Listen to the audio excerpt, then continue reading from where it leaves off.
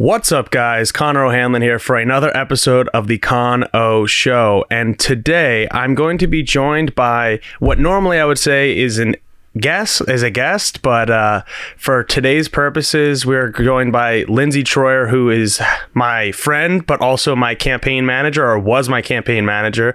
And functionally, today is going to be a co-hosted show because I'm not going to interview her like I normally would a guest, and she will probably come on again talking about more specifics to her expertise. But today is going to be all about me as usual. But Lindsay, feel free to introduce yourself and say hello. Well, hello all. Thank you for having me. Really looking forward to talking about this whole experience that we've had the last couple months, and even more so the last week. So happy to be here. All right. So thank you, obviously, Lindsay, and you will get more thanks as we go along. But I hope so. For those who have been following along on the Con O Show for a while now, you guys know that I was running for tax collector. We're recording this 2 days after Election Day, and as of right now, it appears that I have lost, and it appears that I've lost by about 90 votes. So with that being said, it's not official. There are, I guess technically acts of God that could happen, acts of Thor that could happen, and bring forth some sort of change to that. But as of right now, we're under the assumption that I did not win. If you remember, and you've heard me talk about this before, I did run in 2019 for township supervisor, but I lost by 38. This time I received, I think, like about 500 more votes than I received in 2019, and I still lost. And I actually lost by more this time. So we'll get into some of the whys. A lot of the reasons I didn't talk, like if you follow the campaign page and whatnot, I didn't talk about the whys.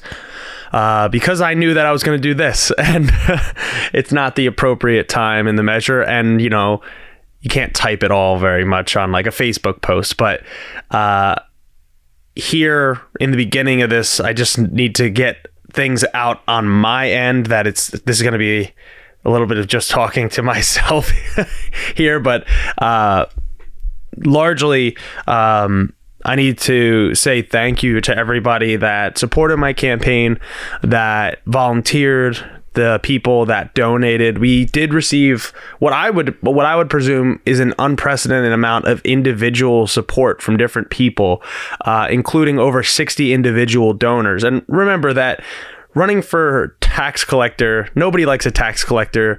Nobody really wants to be the tax collector, I would probably say. And when they come to your door looking for your vote, everyone says, "Can you lower my taxes?" And we'll get into that.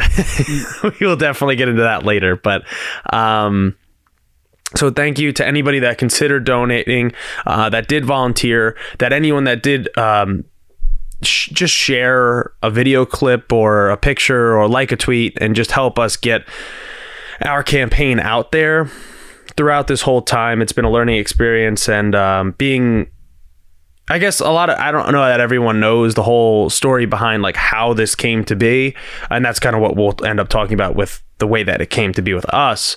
But just from my perspective, this is in July, it was about the first week of July, I just started learning how to golf, and me and my friend Kevin, we were out golfing, playing on the beginner course because I'm horrible, and we were about to go onto the back nine of a course, and I get a call from our current tax collector saying that he couldn't run. Now what happens there was he had already ran and won the primary election, so I wasn't even sure what could be done about it. And this is a weird situation for me because it was the first municipal election that I was being the chairman. And I had to say, okay, that's all right, and kind of come up with a strategy as to how to move forward. And I wasn't sure how to do that, and over time we did look into it, and I could run for this position, and being that I am an accountant, you guys know why I feel like I was experienced and qualified to run for this position, but that's how it came about, and it came about so quickly. Then that's what's amazing about what I think we did accomplish. And I say we, and I'm talking specifically about what Lindsay did in stepping up to be, when I asked her, my treasurer, but realistically she became my campaign manager and my, there's probably a dozen other positions that you would qualify as, but do you want to just talk about like what it was like when we first like met, I guess, like how we first met in the camp before my campaign, I guess? Sure. Yeah. So Connor and I met both volunteering on a mayoral primary race. And, he was sort of this resource for all of us in local political strategy. He kind of had this presence about him, sort of the dawn of information. We felt lucky whenever he would join, a campaign call. And shortly after, unfortunately, the individual that we were supporting, Lolly, didn't make it through the primary, we stayed friends. And so I remember we might have been texting, or maybe it was a call or something we had, but you had asked me, you told me about what had happened with the current tax collector. And you asked me, what do you think? Like, should I do this? And I think without hesitation, I was like, yes, like, heck, yes. This is something you could absolutely succeed at. It felt like a natural and great sort of door to walk through to be a public servant, because it's just so in you naturally. And I know that that's something that you want to do ultimately. And then you said, well, I really need a treasurer. And maybe that was the only moment I felt kind of hesitant. And I was like, yeah, you could find somebody to do that. I bet. I'll support you, in the background, but I don't regret it for a minute. I mean, he assured me it wouldn't be that stressful. And like he said, shortly, once we began, shortly thereafter, I wanted to be as involved as I possibly could. So treasurer was the initial role, but it kind of grew from there. Yeah. You're missing, I think, one specific night. I forget. We were there helping Tabitha, and I'm going to talk about the other races in a second too. But we were there helping Tabitha for a school board organization, and that's when that night we went back to your apartment and started playing guitar together. And that's, I think, like when we really became like friends, rather than just being like, I'm the political boss kind of, which of course I didn't have that title yet. Officially. I didn't earn that title yet. Right. But now I have it. And now that anyone is listening, you guys have to officially call me that moving forward. If you see me in public, you can't call me Connor. It has to be political boss. But again, like just on my end as the candidate, before we go into diving into many other avenues of dissecting what happened, obviously thank you to Lindsay, and Lindsay dedicated heart, soul, blood, sweat, tears, of course, literally, I put it in it just so happened that I said you were pushing me, and as I was writing that in like my concession speech, I was like, you pushed me to do everything that I possibly could. And I was like, wait, well, she literally pushed me in a wheelchair. And also literally. So, yeah, you never know what you're signing up for, actually, when you join a campaign. Yeah. And that's kind of where, sitting in my bed on election night, I you do this reflection thing and what could I have done more? What could I have done better? There's definitely things that you can always do better. I don't know that there was that much more that I could have done more, given the circumstances. rupturing my Achilles tendon like 3 weeks into running, being not able to, like, I was not able to even put my foot on the ground for 7 weeks, let alone walk. So like having people like Lindsay that are willing to step up, fill in the roles, literally be your feet when you can't walk, it's immeasurable how much I'm not good at being emotional and being like, oh, like, yes, like, but it's from like a perspective of the candidate. It's like you can't put into words how much it means and how helpful it was, because if I wasn't out there knocking all those doors, or if I wasn't out there, especially with sometimes it's as little as like looking like official by having somebody with you, and you made me look better, you made me look official, you, as Colin would say, you humanized me. Tried my best. Yeah, I mean, because I'm a machine, animal, complete beast. But you know, all of that is just that's all like from you. That's all like your personality, and you maybe the combination of our personalities working together, being able to push and get the job done. So coming up 90 votes short in the grand scheme of things is about 1% of the vote, which, for perspective, and this is I'll get into the other races just momentarily, but for perspective is about, I believe, the most about the most votes a Democrat's ever gotten in Doylestown Township as ever. So in a municipal election, and it was still not enough. So that's where the reflection really needs to come in. But sitting in my bed, you know, on election night at 2 a.m. or whatever it was, and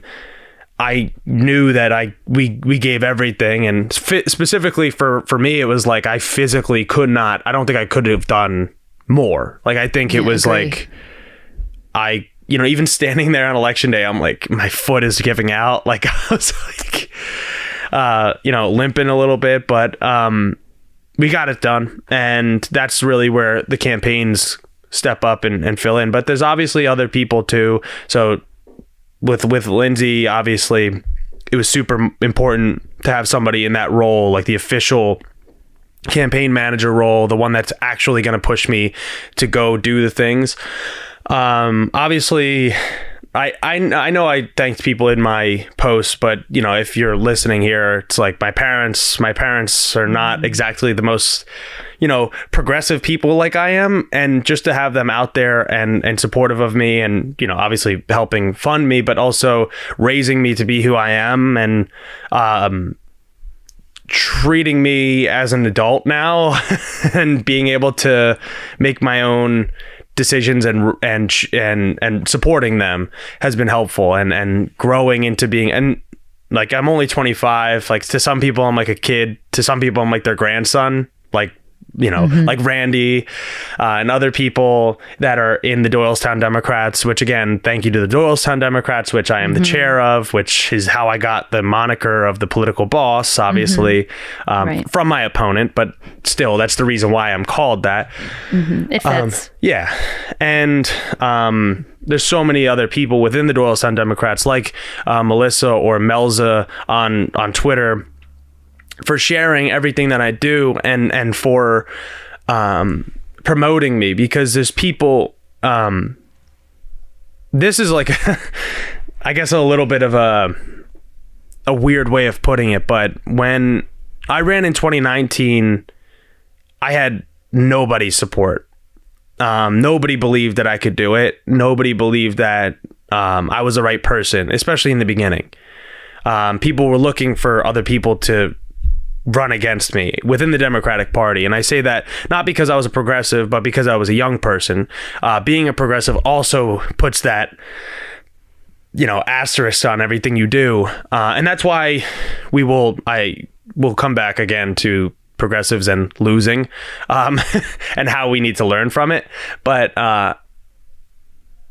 it makes me know that I'm doing the right thing. And this is what my upcoming book is about, that you guys will hopefully be able to get soon enough, when I actually finish the last like 2 chapters that I've been meaning to finish. just haven't had the time. Now I do. It's that you can make the change possible too. You got to just take the right steps. You got to find the right people. You have to be, and I wrote this again too in the speech, is that you have to be willing to take the risks when people don't believe in you, but you believe in yourself, because then there will be other people that will step up, that will find you, that will say, yes, you can do it. Like Lindsay said, like when I was considering this run for tax collector, my concern wasn't, can I win? It was, will I lose my job? Will I be able to fulfill the duty of chair while running this? Will I be able to do, if I lose, will I be able to go back to being just that over there? Which is not nothing, but it's just, it's perspective. Everything's in perspective. And I think it's the right decision. I'm glad I did it. Mm-hmm. And there's so many people that I could, just thank, but I probably would forget somebody. But it's just, I do want to just point out again that 2019 was not that long ago. 2018 was not that long ago, when I was a random college kid that came out of nowhere, and I was 22 years old. I showed up to the Doylestown Democrats meeting and I said, hey, I want to run for office. And people clapped for me. And then when I ran for office, nobody supported me. And until I proved, like, no, I'm serious. Mm-hmm. And that's when it started to build. And over the last 3 years, people have showed that they do believe in me, and they can put their money where their mouth is. And that's not just, literal money, but it's like, I'm going to go knock doors for you, or I'm going to go talk to my neighbor about you, or I'm going to do this, that, and the other thing to support you, which means that you support me, but it also translates to the other candidates. And this is where it's a movement, not just about myself. And again, I was hopefully jokingly talking about how we're only going to talk about me today, but I want to, as chairman, say congratulations to all of my candidates that did win. There were a bunch of you that did win in Doylestown Borough. 6 to be precise as borough council, 1 for mayor, and then 1 more for school board. We have 2 auditor positions in the township that won. They were technically unopposed, but still. And it looks like 1 for constable. So we have success, and I've had success as chair. It just so happens that the 2 very important positions that I wanted, tax collector for me and township supervisor for Colleen Mullen, didn't get over the hump. But just especially for Tabitha Delangelo, who ran for the school board, and Steve Sullivan, they both were so helpful and impactful on me, and I'm sure you could probably say the same thing. Yeah, incredible people, and what they did for the other candidates and the community, and how they showed up for everybody was some of the more outstanding moments and work, with the people that we got the chance to experience, or be in this experience with, rather. And that just leads me to the whole county, which, we lost every single one of those races, which in one sense makes me feel better about losing, and in another sense makes me feel horrible. The reason why it makes me feel horrible is obvious, because we lost. We had such great candidates, especially, Mark Lomax, Tiffany Thomas Smith, who's been a guest on here. Mm-hmm. Tiffany, again, I've said this before, is my favorite countywide candidate, or was my favorite countywide candidate. And, we had incumbents like Robin Robinson, Neil Doherty. Antonetta is not but incumbent, but Antonetta and Judy Reese for Prothonotary. We lost every one of them, and there will be reflection as we move on in this episode. But I just want to say from my perspective, losing teaches you lessons, and you have to be able to be willing to learn from that. And it's sad when you see the whole slate lose, but also from my perspective, it shows that we overperformed in a sense, in a way that I closed the gap in a way that not every candidate was able to, in this, I'm not going to call it a red wave, but in a wave of towards the right. And as you guys listen over the next couple probably years, I will probably be talking about this more and more and more. But do you have anything to say about the... Yeah, I was going to say we did relatively well considering, and we're within good company. You know, we might be the slate of losers, but these folks aren't. They're dedicated. They had integrity. They were honest. They showed up. They all have a passion to serve the community, and it was energizing, I think, working with and being around these people. It was tough, for sure, a lot of the time. And, honestly, I really wasn't sure going into Election Day how everything would unfold. I'm also surprised at how many spots we lost. But I know you're going to thoroughly discuss some of these, some of the reasons why you think that is. It is disappointing. Well, and you're going to give me your opinion. Why. Yeah. Oh, okay. All right. Well, I have some. I assume you did. Yeah. Overall, I am really proud, though. I think there were moments that we could have handled things a little bit differently, and I think it would have showed a lack of integrity, and I think it would have potentially put a stain on the way that we ran our campaign. I think that was the same for a lot of these other folks that we ran alongside. So I am really proud of that. I'm proud of who we were and how we showed up in the campaign. And I'm still, 2 days later, proud, a little devastated, but also really proud. I'm really glad for the experience, like Connor said too. I'm really glad that we did it. I don't think we could have done much more. I too could not sleep and really started to reflect on all of the moments, and ways that maybe I could have done more. I definitely took the job seriously. I say that a little bit facetiously, but truly, and there are a lot of lessons to learn if you're willing to engage in local politics, to be in this environment. It's tough. There are a lot of mirrors out there where you kind of have to self-reflect, and I think it's important, and it's a really cool experience, being a part of democracy. That day, you're just kind of energized and filled with adrenaline, and it's great. I'm really glad that we did it. I'm glad that I did it. Yeah, and Election Day is always like a mixed bag. Like, you get to meet so many people. You get people that come up to you and say, "Hey, you knocked on my door," and you even recognize. I think people recognized you at the and not say even, but you're not the one sending 6 mailers with your face on it, and you don't have posters with your face on it like I did. But like, people recognized you, which means that we did do what we had to do. We did knock those doors. We knocked more doors this year than we knocked in 2019, which in 2019, me and Dan Wood knocked thousands of doors. So over the course, it means we did what we had to do. It just wasn't enough to secure the bag.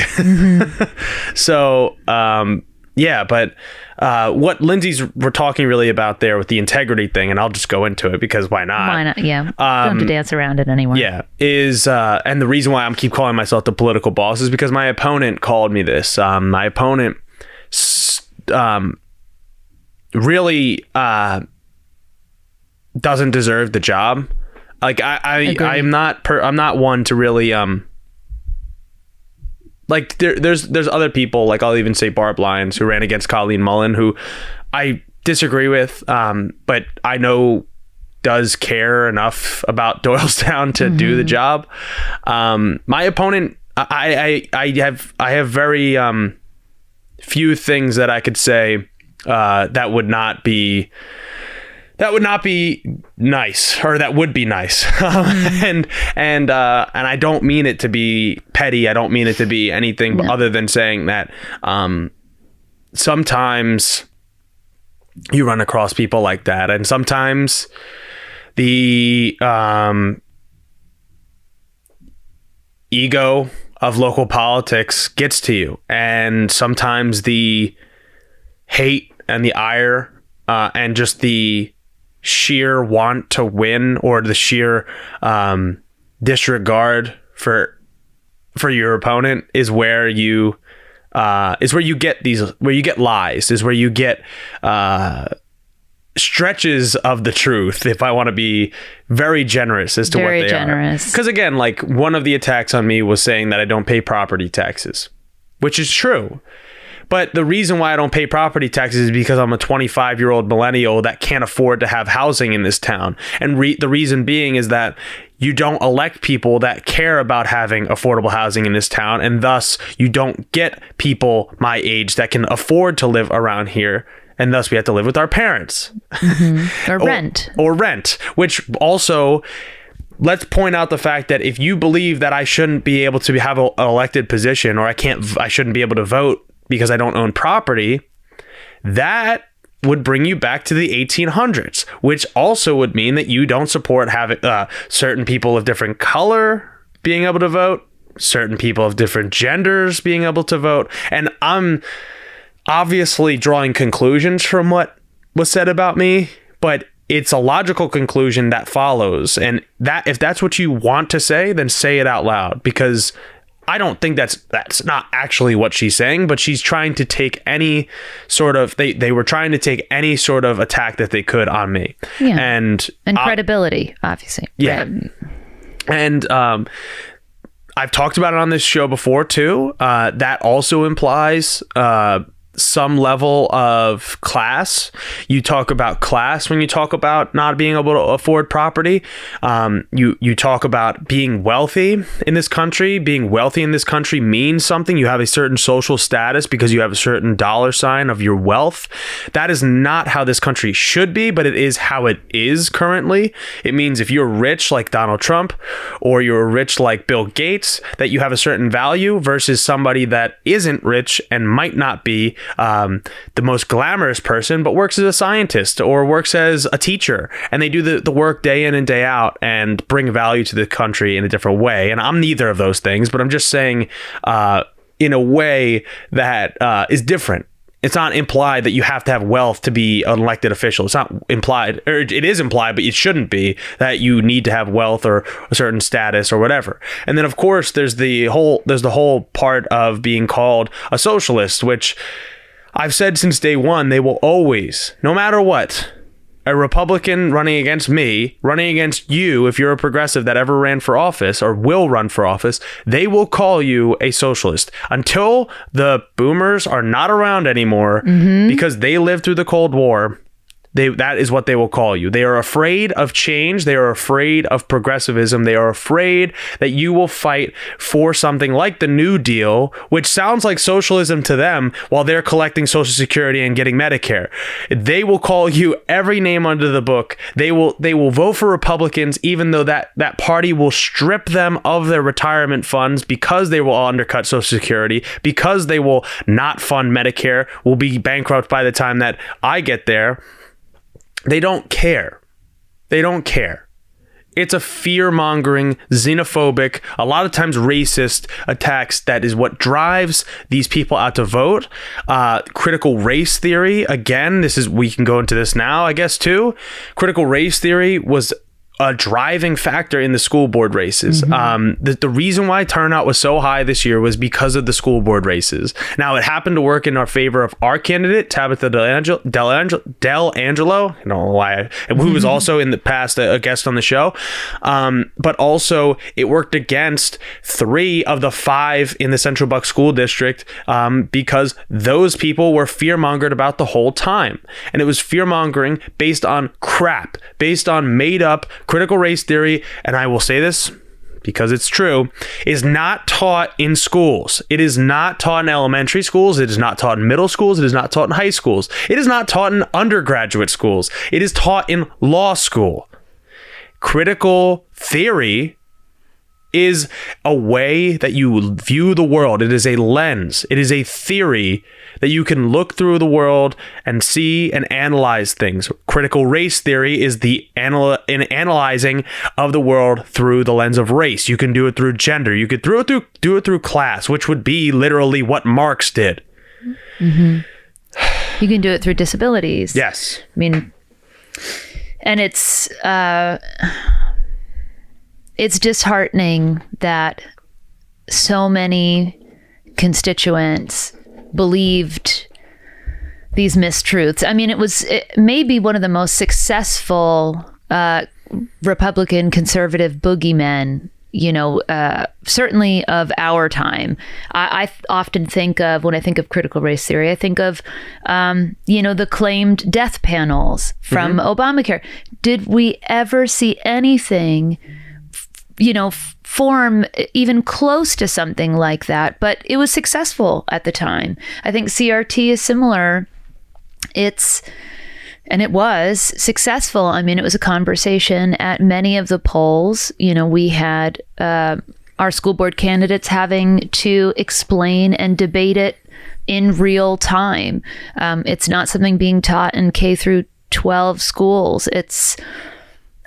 Nor was it something that the candidates were running on. That's right, the other thing. It's not even a real policy. It's something that has caused those of us who understand it's not real to spend a ton of time defending and explaining to people who, I suppose, have already made up their mind and are choosing to believe these mistruths, I suppose, because it fits this broader narrative, right?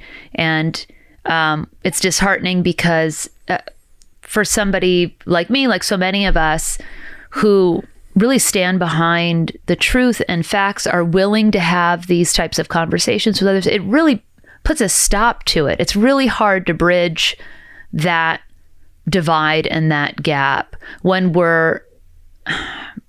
we can't even discuss, or rather, it's something that doesn't even exist that we have to discuss and debate. I found it really difficult, and just being at the polls and hearing people discuss it too. I wanted to engage, but then I also felt like, how? Yeah, and the thing is like, the first door that I knocked this year, I am serious when I say this, literally the first door that I knocked in my campaign this year for tax collector, the woman asked me, what is your position on critical race theory? The first door. In January, I believe, of this year, I was sitting on a meeting with all of the chairs across Bucks County, or the ones that could make the meeting, right? And I said to them, because I am hyper online, because of course I'm 25 years old, and I do this show and I listen to online shows. People always ask me, like, what news I listen to a lot of different online stuff.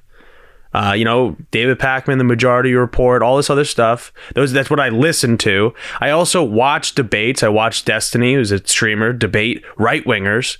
And in those debates, consistently, and this is from last year, this is from 2020, the end of last year, into the beginning of this year, I said it then, and it's not really a big premonition. It's not like I was a prophet that was coming to say, I wasn't Paul Revere saying the British are coming. It was obvious. Mm-hmm. School boards are where it's at. Critical race theory was the dog whistle that they were putting out, mm-hmm. that they were trying and testing out, which again, these dog whistles have existed since the beginning of time, at least since the beginning of this country, actually before the beginning of this country, but the founding, I should say. It's existed in this country forever. Whether it be from Reagan with welfare queens, whether it be from even Donald Trump with, some of them are good people, but they're yes. I mean, like, I can go down the line. I mean, when you talk about this bullshit of critical race theory, I talked about it with Tabitha when she was on the show. Tabitha is a doctor of education. She has a doctorate in teaching teachers. She knows what critical race theory is because she has a doctorate in education. But that doesn't mean that she is teaching it, or that she wants it to be taught, or that she wants teachers to teach your kids this. It's not. It's the reason why I always ask. I ask my brother, do you know what critical race theory is? He goes, no. I'm like, okay, exactly. Right. Do you have any interest in learning it? No. Okay, me neither. I don't care either. Do I care about teaching about slavery? Yes. Do I care about teaching about Malcolm X? Yep. Do I care about teaching about Fred Hampton? Like, why is my brother not aware of not literally just my brother, but, high school students aware of Fred Hampton, who was literally assassinated by the government in his bed at 21 years old because he was such a profound figure that they had to murder him. J. Edgar Hoover literally said in a memo about COINTELPRO, saying that people like Martin Luther King, Malcolm X, Fred Hampton, other Black Panthers, as long as they stick to white liberal doctrine, they're fine. But if they start swaying towards Black nationalism, which meant something different at the time than it does now, that is when they're a problem, and they will be a, quote, Black Messiah, and that's when they have to kill them. How come nobody knows that? Is because that is the dark history of our country, but teaching it is not critical race theory. That is just history. Mm-hmm. I don't know if you have anything to say about It's hard. It's hard to come in after that. I did not know that, but I agree. I think with critical race theory comes, the implicit bias training, the diversity, equity, inclusion, all of these which is not critical race theory. Which is also, it's not only not critical race theory, it's good things. They're good things that were sort of co-opted or villainized during this election. And I think it's one of these successful tactics of Republicans is to, villainize or even flat out lie. So we are spending our time having to correct the lie or defend the misinformation, and we don't get enough chances or time to actually put out who we are, what we support, what we represent, who we will be. I mean, we try to model it in our own integrity, but it's difficult to spend all of that time and energy trying to speak truths in an environment filled with lies. It's like a Gish Gallop of lies. Like, you just keep spewing them until you just can't, and then it's election day. Right. And then you have, older gentlemen, absolutely vulnerable to these mistruths walking into polls going, well, I'm not voting for a communist, or they're coming in screaming, let's go Brandon. Yeah, right. Like, okay, cool. Like, I mean, cool. This is where it's like the culture war is where the fight is. And these local elections, as you know, were nationalized. These local elections were turned into referendums on Joe Biden, on the Democratic Party, which, again, I am the leader of in my town. So take my criticism with that grain of salt. When I talk about what we need to improve on or what the Democratic Party needs to improve upon, I'm doing the work. So you can take what I say and be like, oh, you're just talking crap on the Democratic Party. You're talking crap on Joe Biden or whatever. No, I am putting in the work to reform the Democratic Party to be the New Deal party that it once was, but including all the people that it didn't include back then. That is the difference. Because if you just sit there and you want to say all the stuff online, that's fine. You do you. But if you don't realize that it was a referendum on Joe Biden in this election, and it wasn't it was a referendum, and I'm gonna talk about this more moving forward when Lindsay's not here and I don't have to bore her with it, but the progressives are not the goddamn problem. The progressives have, I had discussions this past weekend when we were doing GOTV. The reconciliation bill is the good bill. The infrastructure bill is not the good bill. The reason why the infrastructure bill is being held up is because they're trying to pass the reconciliation bill. But 2 Democratic senators and every single Republican, remember, every single Republican. So baked into the cake of my criticism of the Democratic Party is it is you should know that every single Republican does not support Medicare expansion, does not support you being able to have universal pre-K, does not support you having tuition-free public schools, community college. They do not support the expansion of the child tax credit. They do not support you having clean water. They do not support you having clean air, because that is what is in the reconciliation bill. But they don't support it. Joe Manchin, Kyrsten Sinema, they're the problem. The progressives, who are consistently going to get the blame from now on, you will see it. AOC is going to get blamed. Rashida Tlaib's going to get blamed. Ilhan Omar is going to get blamed. And of course, because they're women of color, it's going to be even more amplified. The media is going to feed on that. And then Fox News, OAN, Newsmax, all these people will make them the boogeyman. They're going to still win their elections, but they're going to still be the boogeyman, because that is what they do. Mm-hmm. That is the reason of we talk about implicit racism in this country. Because if I'm up there, it looks different because I'm a young white man. I look different. I look like a Republican. So I'm a little bit harder to attack. I'm a little bit harder to make a scary boogeyman out of. Mm-hmm. So they have to call me a socialist. That's all you got. Mm-hmm. But women, there's baked into the cake misogyny, which it's going to sound funny because I'm talking way too much for this episode. So it's going to be like, although it is my show, it is my show. We argued about this earlier, so. Well, I said I wanted you to come on because it's like, again, you humanize me. But I do my best. But also, it's important because it's a reflection. You will be on here for your actual expertise at some point. Oh, I know. No, this is. But it's good to have the reflection, because otherwise this is just going to be me ranting and raving like I normally do for an hour. But it is infuriating to know, because I know that rhetoric worked. Right. The rhetoric of blaming progressives always works. They say, you're too hard-headed. You don't want to compromise. Let me remind you. The bill that is the reconciliation package started as a $6 trillion bill. And again, that was over 10 years, so $600 billion a year. It is now, it still hasn't passed, it is now a $1.75 or $1.7 trillion bill. Joe Manchin still doesn't support it. Kyrsten Sinema still doesn't support it. So where is the goddamn compromise? Because they stripped out everything that I just said. All of the Medicare expansion.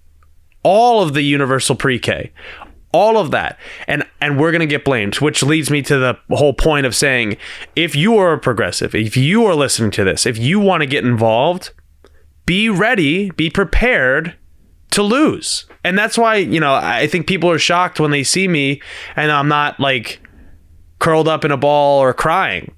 It's like, I've lost before. I'm going to lose again probably someday, whether it be for Congress or for president or for, dog catcher. And it's going to be, it happens. It's a part of this. But the whole thing is the media narrative around what is happening in Washington completely fucked over every single candidate in Bucks County that ran countywide. It's because we're a swing county. Remember that. Mm-hmm. Joe Biden won Bucks County by 4 points. We also, and remember, if you listened to my show a year ago, almost probably to the day, we lost every single state rep race and state senate race that was up last year that wasn't an incumbent. We lost one of them that was an incumbent in our district, the 143rd. So there's no guarantee that we're moving, as MLK would say, on the arc towards justice. We need to bend history towards justice. We can't just let it go. It's not how it happens. You need to be an active participant in democracy. Voting is the bare minimum.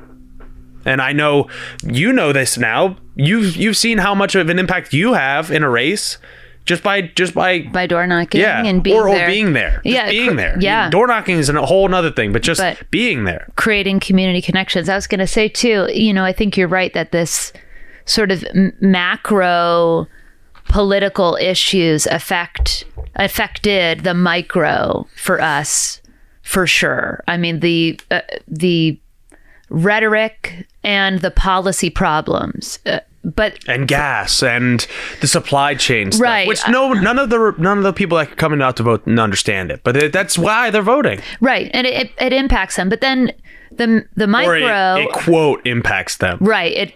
It pretend impacts them, but to speak to what you're saying too is that the micro does impact then the macro in the movement. I have been totally impressed by how you've handled the last 48 hours.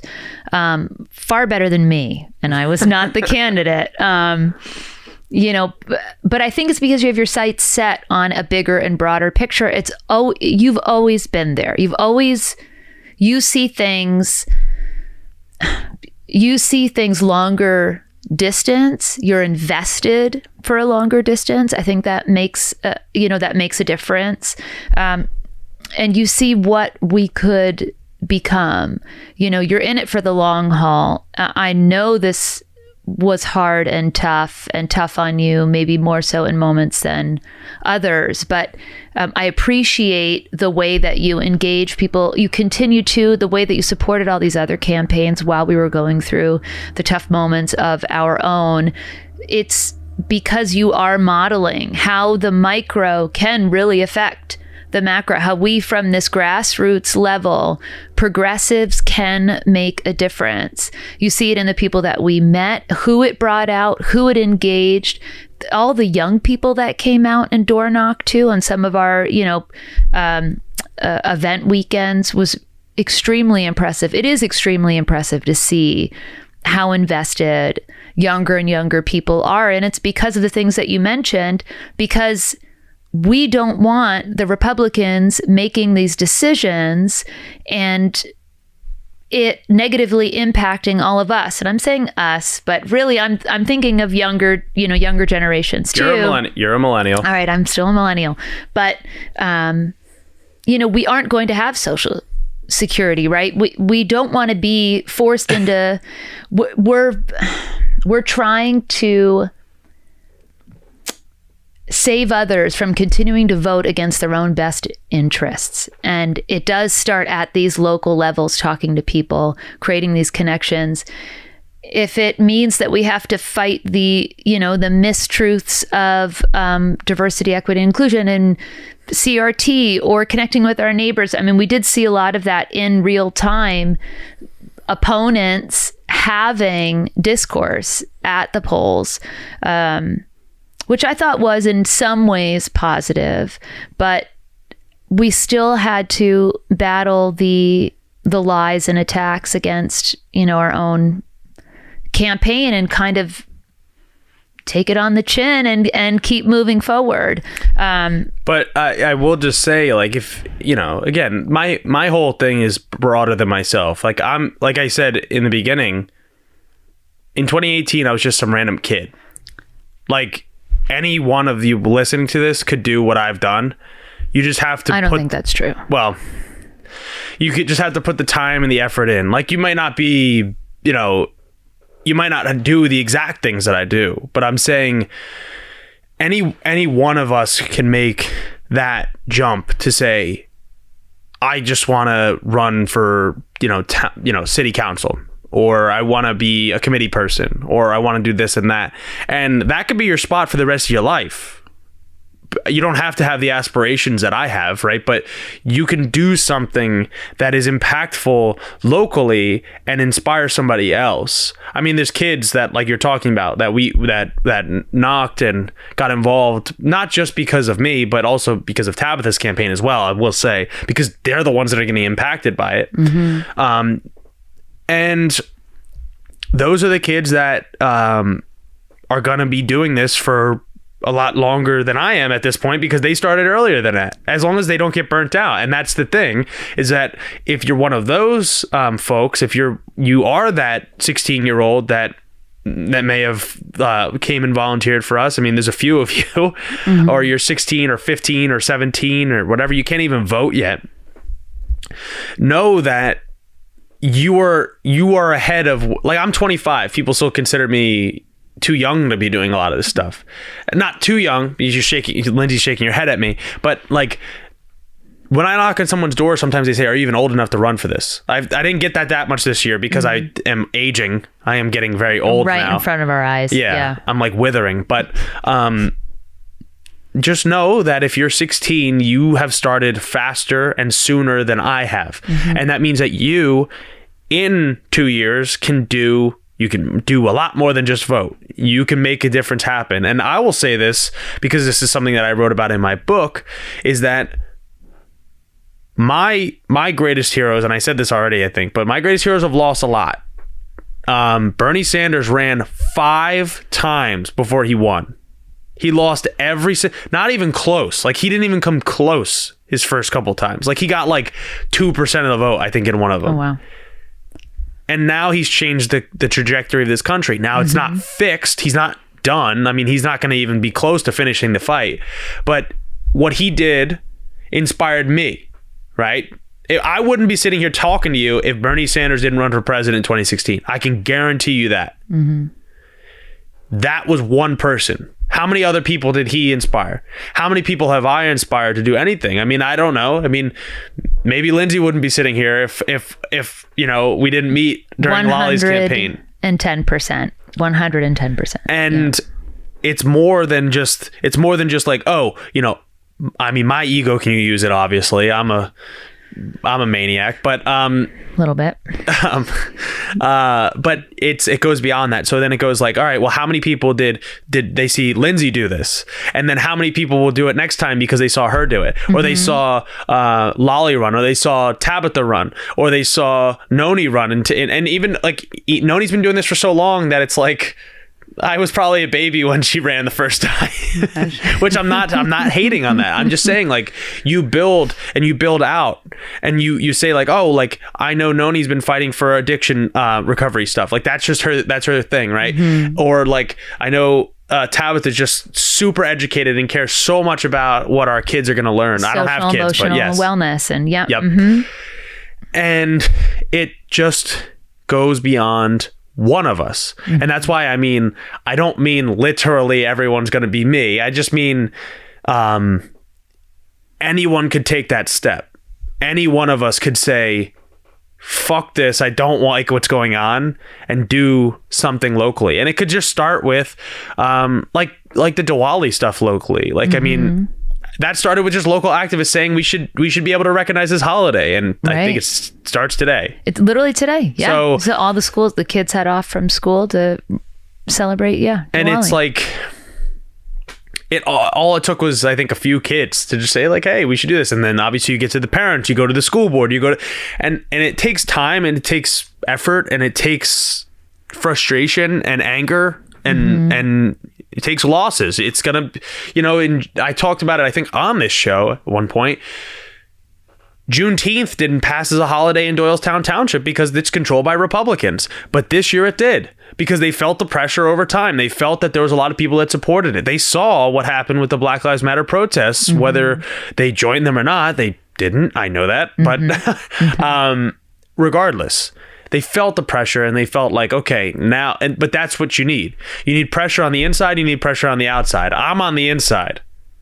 You can be on the outside or you can be on the inside, but you have to do something. You can't just sit on the sidelines and, pardon my, demeanor of it, but you can't just be bitching and complaining online, on Twitter or on Facebook. I mean, you can definitely help people on Facebook and Twitter, but don't just complain and say like, Joe Manchin sucks, so I'm just gonna sit here watching cartoons. Like, right. I mean, I wish I could do that. Right, and you're not wrong. However, please go do something about it. And that's the whole point is Republicans vote. Old people vote. Love it. Young people don't. Young people, progressives, don't vote.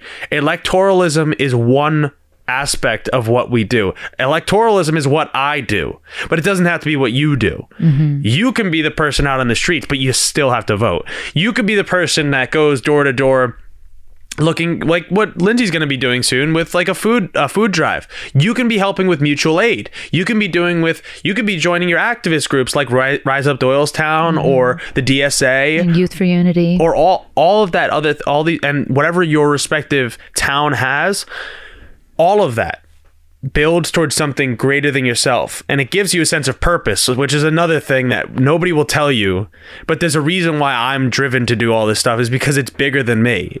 I might, again, get satisfaction from people saying, hey, I know that guy, or like, sitting at a coffee shop and people recognizing me that I organized this protest, or I did this, or I ran for that office, or when they come to the polls, they say, yeah, I saw your signs everywhere.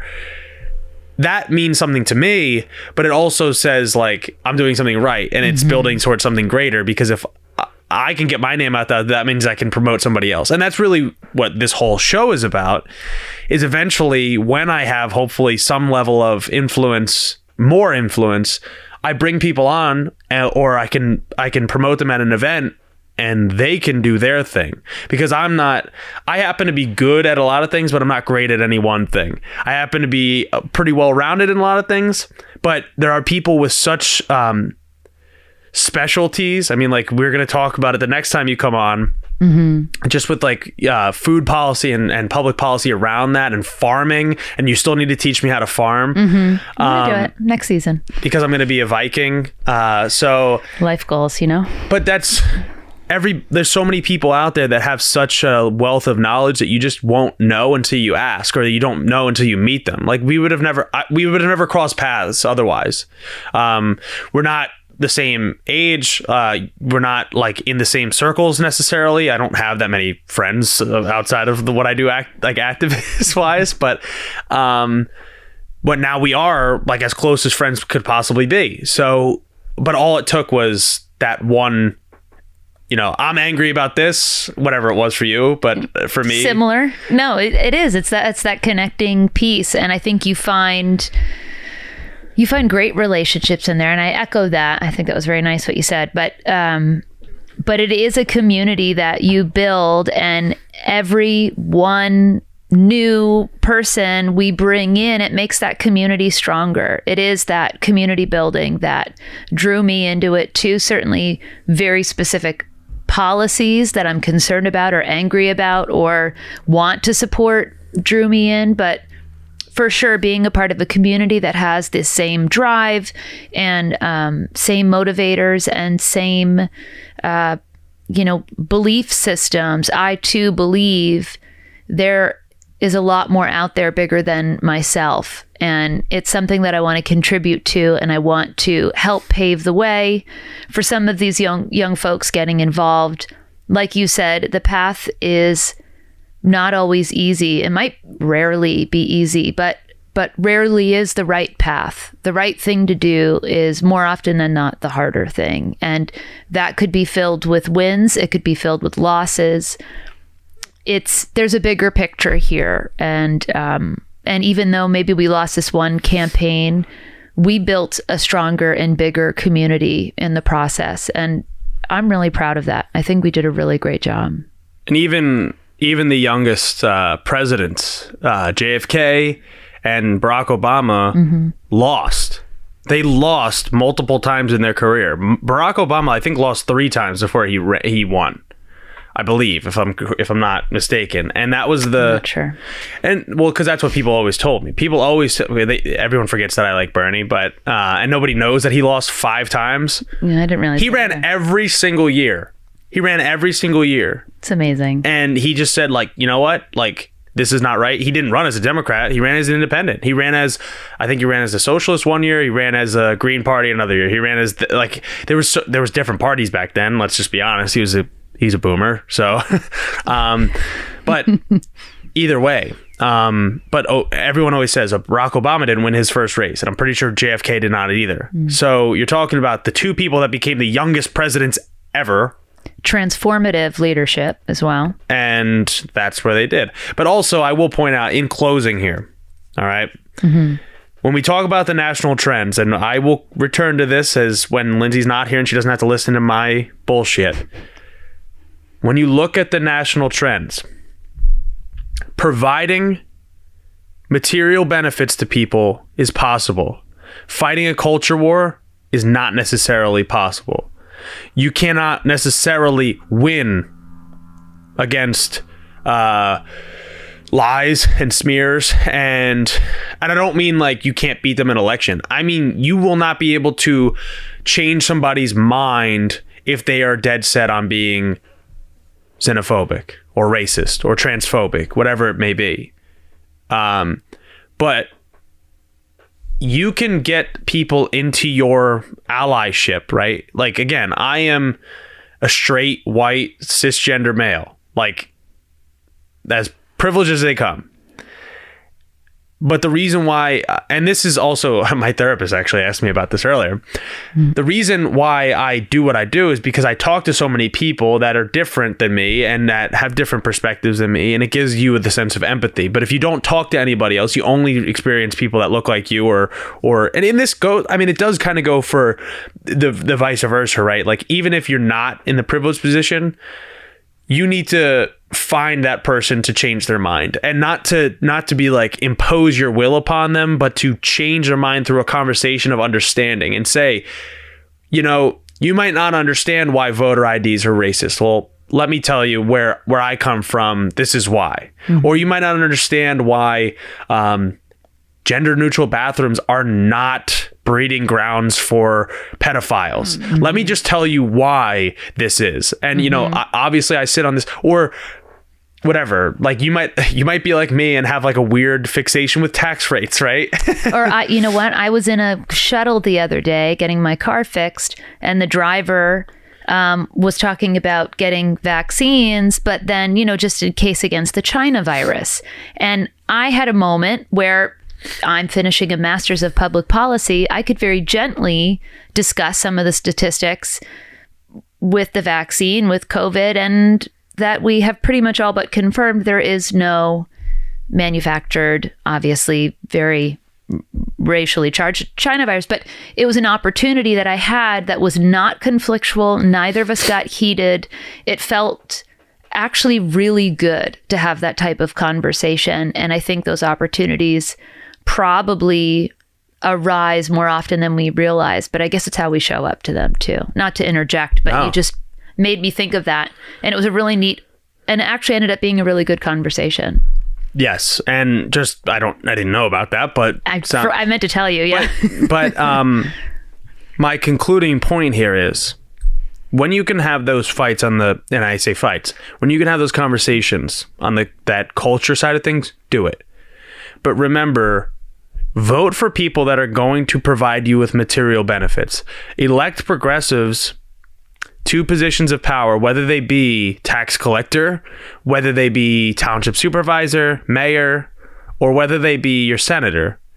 Because the reason is you need more people to have a consensus to pass something.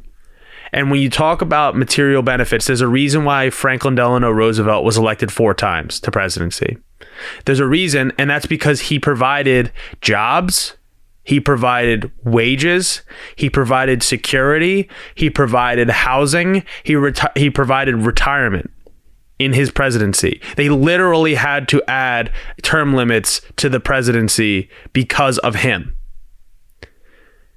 Because he provided material benefits. He was a class traitor. He was a wealthy man. And he wasn't just like that because he chose to be like that. He was pressured to be like that. His vice president, Henry Wallace, was the original Bernie Sanders that pressured him. The people needed it. The Great Depression showed that we needed it. The World War II showed that we needed a leader like that, and he was there.